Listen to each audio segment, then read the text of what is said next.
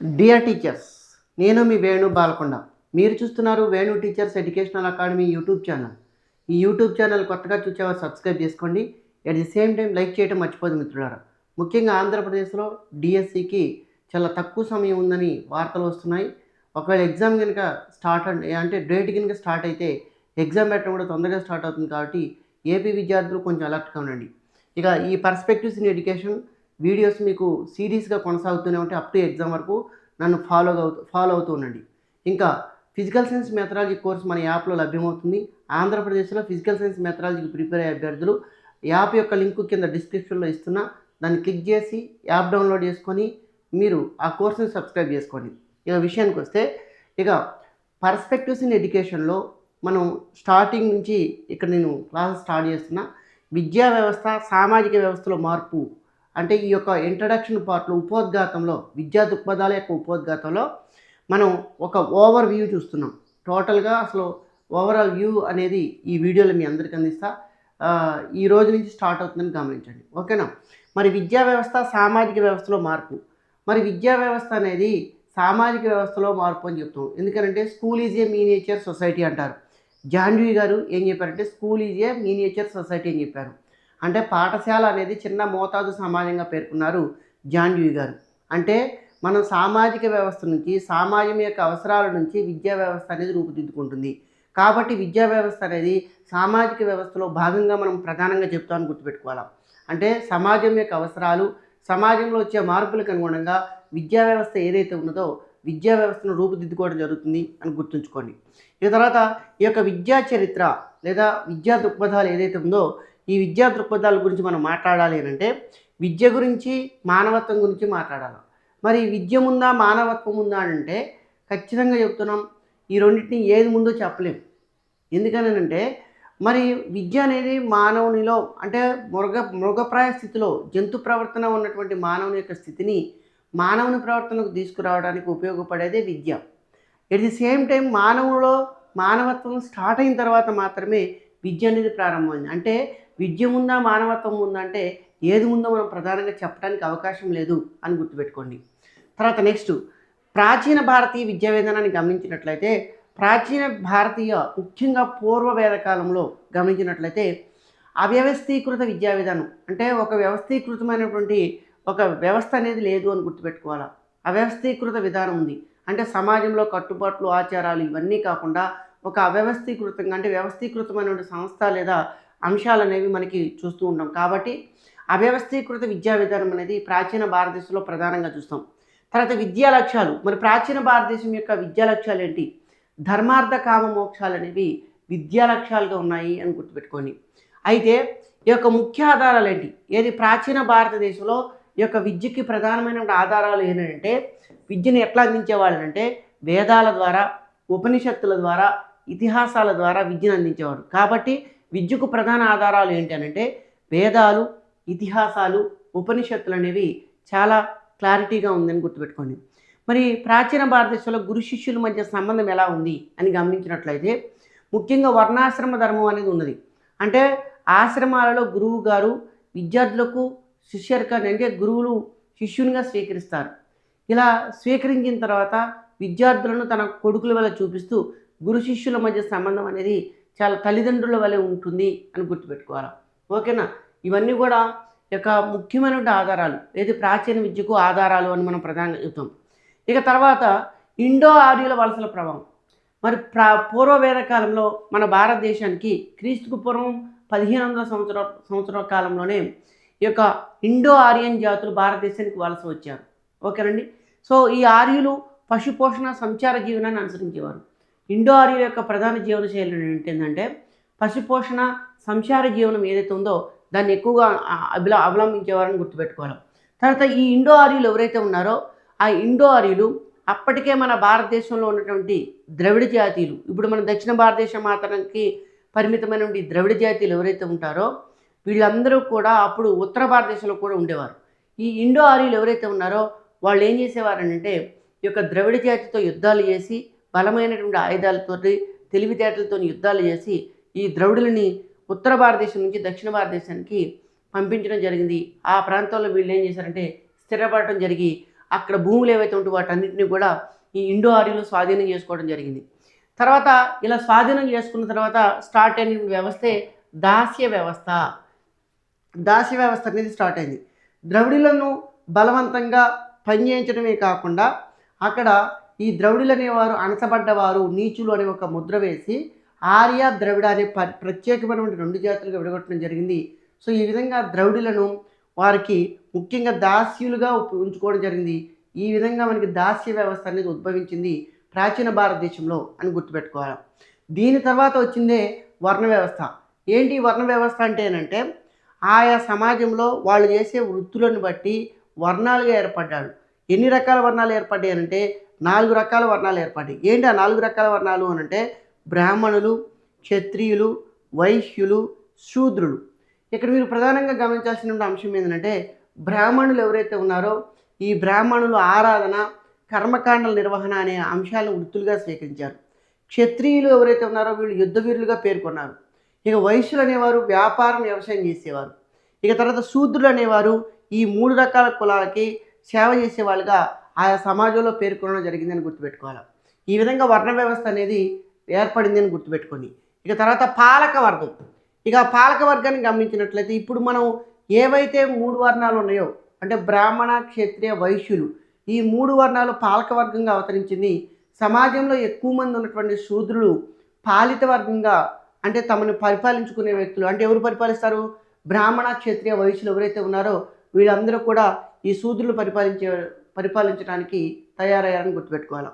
తర్వాత వర్ణధర్మాన్ని అతిక్రమించిన వారికి శిక్షించేందుకు శాస్త్రాలు, గ్రంథాలు ఏవైతే ఉంటాయి ఇవన్నీ కూడా రూపొందించబడ్డాయి ఆ కాలంలో. తర్వాత వేదకాలం విద్యా విధానాన్ని గమనించినట్లయితే వర్ణధర్మాన్ని ఆధారంగా చేసుకొని వేదకాలపు విద్య ఉండేది. బ్రాహ్మణ, క్షత్రియ, వైశ్యులకు మాత్రమే విద్యను పొందడానికి అవకాశం ఉండేది. శూద్రులైనటువంటి అట్టడుగు వారైనటువంటి శూద్రులకు ఆ యొక్క విద్యను పొందేటటువంటి అవకాశం లేదు ఆనాటి వేదకాలపు విద్యా విధానంలో.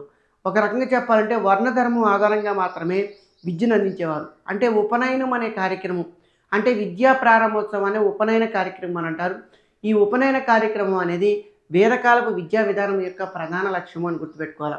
క్రీస్తుకు పూర్వం 300 నుంచి క్రీస్తు శకం 600 వరకు విద్యా వ్యవస్థ అనేక రకాల మార్పులకు లోనైంది. ఈ మార్పులకు లోనైన క్రమంలోనే కేవలం బ్రాహ్మణ, వైశ్య, క్షత్రియులకు మాత్రమే విద్యను పొందడానికి అవకాశం ఉండేది. ముఖ్యంగా చెప్పాలంటే బ్రాహ్మణులకు 8 సంవత్సరాల వయసులో, క్షత్రియులకు 10 సంవత్సరాల వయసులో, వైశ్యులకు 12 సంవత్సరాల వయసులో విద్యార్థులకు ఈ యొక్క ఉపనయన కార్యక్రమాన్ని నిర్వహించి ఈ విద్యా విధానాన్ని అందించడం జరిగింది. సమాజంలో అట్టడుగు వర్గాల వారైనటువంటి శూద్రులు ఎవరైతే ఉన్నారో వాళ్ళందరూ కూడా విద్యను పొందడానికి అవకాశం లేదు అని గుర్తుపెట్టుకోవాలి.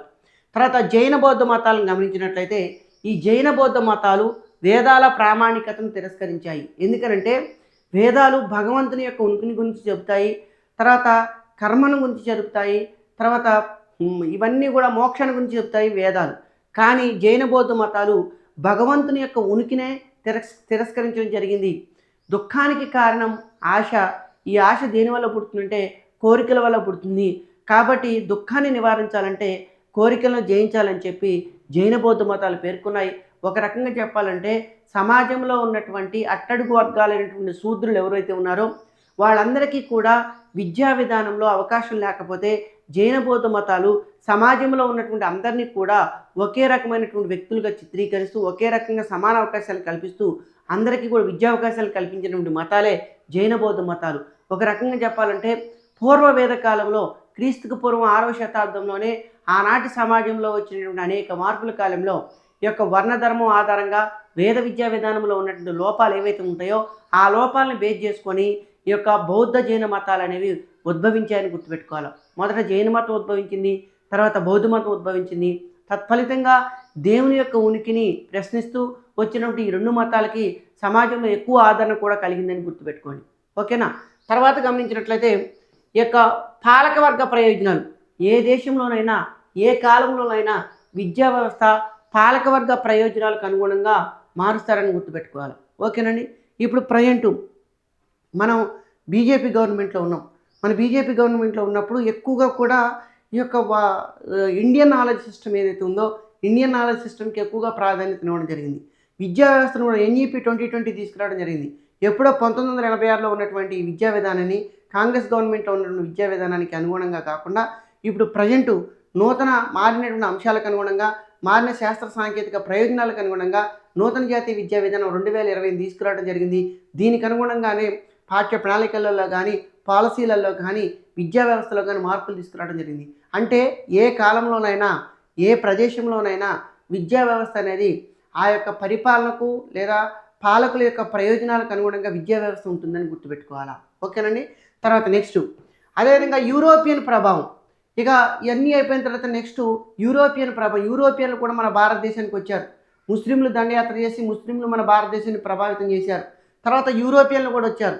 ఈ యూరోపియన్లు వచ్చి వేదకాల పార్యుల నుంచి మొఘల వరకు భారతదేశం మీద దండయాత్ర చేసిన తర్వాత ఈ విద్యా విధానం అనేది క్రమంగా మార్పులకు లోనైంది. ఆ క్రమంలో యూరోపియన్లు దండయాత్ర చేసి మన భారతదేశంలో అనేక రకమైన విప్లవాత్మకమైన మార్పులు తీసుకొని వచ్చారు. ఎందుకనంటే యూరోపియన్లు టెక్నాలజికల్లీ అడ్వాన్స్డ్గా ఉండబట్టి వారు ఆంగ్ల విద్యను మన భారతీయుల మీద బలవంతంగా రుద్దడం జరిగింది, వారి యొక్క అవసరాల కోసం అని గుర్తుపెట్టుకోవాలి. ఈ క్రమంలోనే వారి అవసరాల కోసం యూరోపియన్లు ఏదైతే ఆంగ్ల విద్యను ప్రవేశపెట్టారో ఆటోమేటిక్గా మన భారతదేశంలో కొత్త సామాజిక వ్యవస్థ ఏదైతే ఉందో కొత్త సామాజిక వ్యవస్థ అనేది ఉద్భవించింది. తర్వాత భారతీయ పాలకులు ఎవరైతే ఉన్నారో వాళ్ళు యూరోపియన్ల యొక్క దండయాత్రలను అడ్డుకోవడానికి అనేక రకాలుగా ప్రయత్నించినా కానీ అక్కడ అభివృద్ధి చెందినటువంటి యూరోపియన్ల ముందు భారతీయుల యొక్క ప్రయత్నాలు నిలవలేదని గుర్తుపెట్టుకోవాలి. ఇంకొక అంశం ఏంటంటే యూరోపియన్లు ఎంత తెలివిగల వాళ్ళంటే ఏ సమాజాన్నైనా మనం నిర్వీర్యం చేయాలంటే ఆ సమాజంలో ఉన్నటువంటి సంస్కృతి లేదా విద్యా వ్యవస్థ లేదా ఆచారాలు, వ్యవహారాలు, నాగరికతని కనుక మనం నిర్వీర్యం చేస్తే ఆ దేశాన్ని నిర్వీర్యం చేసినట్లు అని చెప్పి యూరోపియన్ పాలకులు భావించారు. ఆ క్రమంలోనే భారతీయుల మీద బలవంతంగా ఆంగ్ల విద్యా విధానం, క్రిస్టియన్ మతాన్ని లేకపోతే వారి యొక్క విద్యా విధానం ఏదైతే ఉందో ఆ విద్యా విధానం వారి యొక్క సంస్కృతిని భారతదేశంలో ప్రవేశపెట్టి భారతీయుల యొక్క కల్చర్ని కొంచెం మాడిఫై చేయడం జరిగింది లేదా ప్రభావితం చేయడం జరిగిందని గుర్తుపెట్టుకోవాలి. ఓకేనా. ఇక ఆంగ్ల విద్యా విధానం ఏదైతే ఉందో ఈ ఆంగ్ల విద్యా విధానం ప్రవేశపెట్టడం వల్ల మంచి ఉంది, చెడు ఉంది.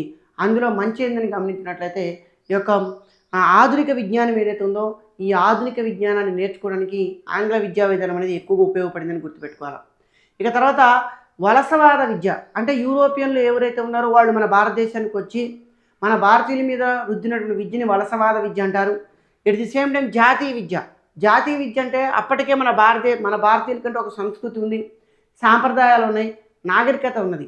ఈ భారతీయుల నుంచి సంస్కృతి, నాగరికత, సాంప్రదాయాలు ఏవైతే ఉంటాయో దీని అంతటిని కూడా మన జాతీయంగా అంటే స్థానికంగా ఉన్నటువంటి విద్యను లేదా సంస్కృతి ఆచారాలతో కూడిన విద్యని మనం ఏమంటారంటే జాతీయ విద్య అంటారు. ఈ వలసవాద విద్య, జాతీయ విద్యను మనం ప్రధానంగా గమనించినట్లయితే వలసవాదులు తమ విద్యా విధానాన్ని తమ పాలనకు అనుగుణంగా, తమ ప్రయోజనాలకు అనుగుణంగా మార్చుకున్నారు. అంటే భారతదేశంలో ఉన్నటువంటి వ్యక్తులు రంగులో, రూపంలో భారతీయులై ఉన్న వాళ్ళు వాళ్ళ యొక్క బ్రిటిష్ వారికి అనుకూలంగా పనిచేసే విధంగా విద్యా విధానాన్ని రూపొందించినటువంటి విద్యనే వలసవాద విద్య అని మనం ప్రధానంగా చెప్తాం. అదే జాతీయ విద్యను గమనించినట్లయితే జాతీయవాదులు భారతదేశంలో స్వతంత్ర పోరాటం కోసం ప్రయత్నించిన జాతీయవాదులు ఎవరైతే ఉంటారో భారతీయ సమాజానికి అవసరమైనటువంటి విద్యను మనకు అందించాలని చెప్పి వాళ్ళు బాగా కృషి చేశారు. అందులో రాజా రామ్మోహన్ రాయ్, బాలగంగాధర తిలక్, మహాత్మా గాంధీ, జ్యోతిరావు పూలే ఇట్లాంటి వ్యక్తులందరూ కూడా బాగా కృషి చేయడం జరిగింది. ఈ జాతీయవాదులు విద్య ద్వారా ప్రజలను చైతన్యవంతులు చేసి ఏం చేస్తుంటే స్వతంత్ర ఉద్యమాన్ని బలపరచడం జరిగిందని గుర్తుపెట్టుకోవాలి. ఓకేనండి. తర్వాత నెక్స్ట్ సమాన అవకాశాల కోసం పోరాటం. అయితే సమాజం అనేది ప్రాచీన కాలం నుంచి కూడా 4 వర్ణాలుగా విభజించడం జరిగిందని చెప్పుకున్నాం. ఆ వర్ణ వ్యవస్థ వర్గ వ్యవస్థ కుల వ్యవస్థగా మారి సమాజంలో ఉన్నత వర్గాలు మరియు పేద వర్గాలని 2 రకాలుగా మారడం జరిగింది. ఇలా సమాన అవకాశాల కోసం బలహీన వర్గాల వారు ఎవరైతే ఉంటారో వీళ్ళు పోరాటం చేయడం జరిగింది. అదేవిధంగా అనేక రకాల సంస్కరణ ఉద్యమాలు వచ్చినాయి. ఈ సంస్కరణ ఉద్యమాల ఫలితంగా భారత రాజ్యాంగం మీద కూడా ఈ సంస్కరణ ఉద్యమాల ప్రభావం ఉంది. తత్ఫలితంగా భారత రాజ్యాంగం అనేది ఈ బలహీన వర్గాలకు అవకాశాలు కల్పించే విధంగా తయారైందని గుర్తుపెట్టుకోండి. తర్వాత నెక్స్ట్ విద్యా వ్యవస్థ యొక్క సారాంశాన్ని మనం ప్రధానంగా గమనించినట్లయితే విద్యా వ్యవస్థ సామాజిక వ్యవస్థలో మార్పులకు అనుగుణంగా అభివృద్ధి చెందింది. ప్రాచీన విద్యా విధానం పూర్తిగా వేదాల మీద ఆధారపడి ఉంది. గురుకుల పద్ధతి ఏదైతే ఉందో దాన్ని అనుసరించింది. తర్వాత వర్ణ వ్యవస్థ అంటే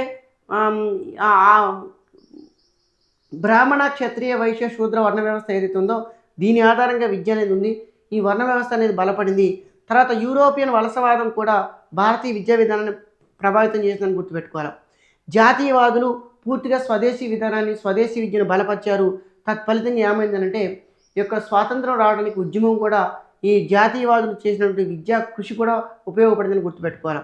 విద్యా వ్యవస్థను స్వతంత్ర ఉద్యమంతో అనుసంధానించి సమాన అవకాశాల కోసం ప్రయత్నం చేయడం జరిగింది అని గుర్తుపెట్టుకోవాలి. ఇదంతా కూడా ఈ యొక్క పర్స్పెక్టివ్స్ ఇన్ ఎడ్యుకేషన్లో టోటల్గా మనం ఒక జస్ట్ విద్యా వ్యవస్థలో ఉన్నటువంటి అనేక రకాల అంశాల గురించి చాలా సింపుల్గా మనం మాట్లాడుకున్నాం. నెక్స్ట్ వీడియోలో మనం ఏం చేద్దామనంటే ఈ యొక్క విద్యా దృక్పథాల్లో రోజుకొక వీడియో చొప్పున మీ అందరికీ నేను యూట్యూబ్ ద్వారా అందిస్తా. దీన్ని రెగ్యులర్గా ఫాలో కండి, సబ్స్క్రైబ్ చేసుకోండి, మీ ఫ్రెండ్స్ అందరికీ కూడా షేర్ చేయండి. థ్యాంక్ యూ అన్న.